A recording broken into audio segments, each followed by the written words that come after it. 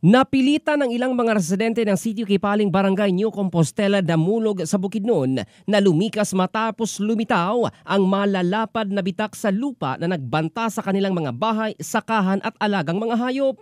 Ayon kay James Patrick Ulehio, pinuno ng Damulog Disaster Risk Reduction and Management Office, tumulong ang mga opisyal ng barangay sa paglilikas matapos iulat ng mga residente ang malalakas na ugong at paggalaw ng lupa noong gabi ng Setyembre 1. Makikita sa mga litrato na kumakala sa social media mula sa mga residente sa lugar ang malalalim na mga bitaka na tumatago sa ilang bahagi ng nasabing komunidad. Sinabi ni Colegio na posibleng nakaapekto ang isinasagawang road widening project ng isang pribadong kontraktor sa paggalaw ng lupa. Gayunman, nilinaw niyang kailangan pa itong masuri ng mga eksperto mula sa Philippine Institute of Volcanology and Seismology. Ang apektadong sitio ay isang agricultural community kung saan nakadepende ang kabuhayan ng mga residente sa pagsasaka. Nakatakda namang isagawa ang isang dialogo sa pagitan ng kontraktor, mga opisyal ng barangay at lokal na pamahalaan upang agad na matugunan ang sitwasyon at makahanap ng solusyon